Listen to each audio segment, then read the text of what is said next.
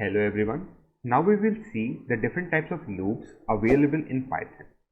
As we all know, a loop statement allows us to execute a statement or a group of statements multiple times.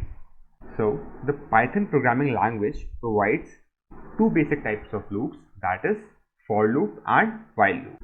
In this particular video, we will be discussing about the for loops.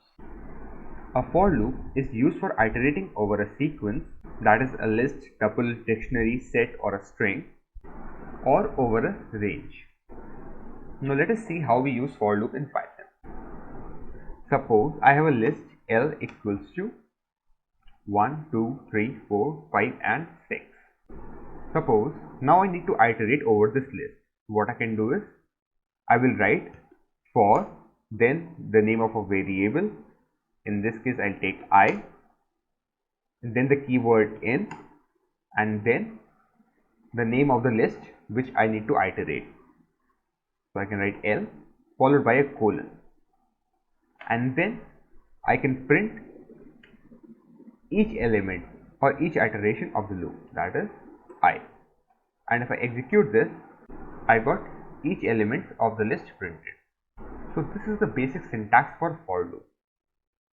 In Python, string is also an iterable object. So suppose I define a string s equals to CareerTrek.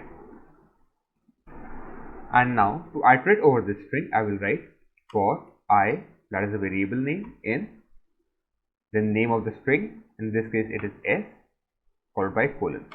And then I'll print each character of the string. So I'll write I, and if I print this, I got the different characters in the string. Not only this, I can use for loop to iterate over a range of numbers.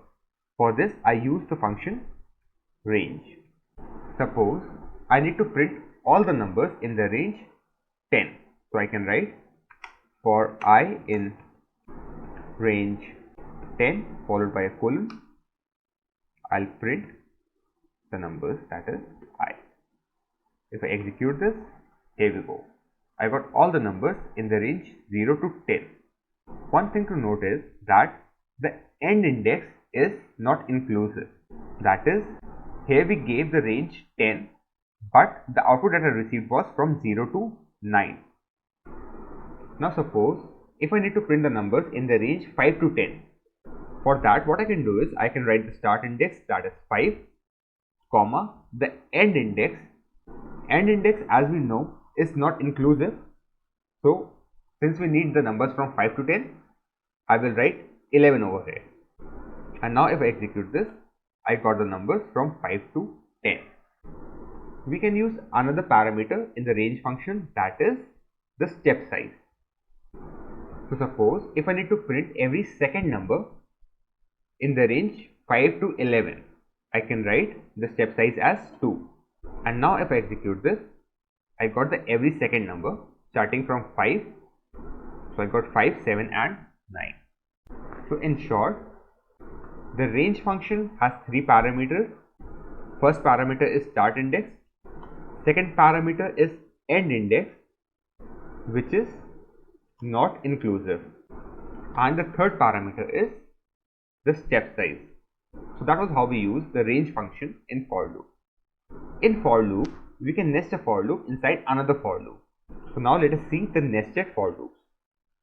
Suppose I have a list L equals to 1, 2 and 3, and I'll take another list M equals to A, B and C.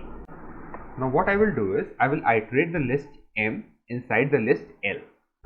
So for list L, I can write for num in list L. Inside this, I will write the another for loop to iterate over M. So I can write for alpha in list M.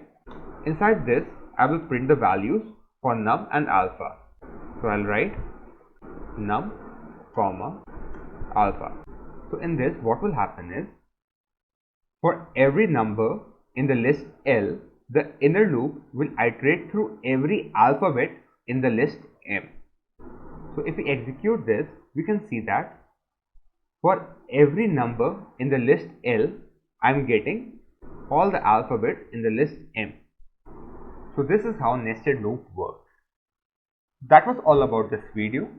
If you liked the video, please don't forget to hit the like button and subscribe the channel.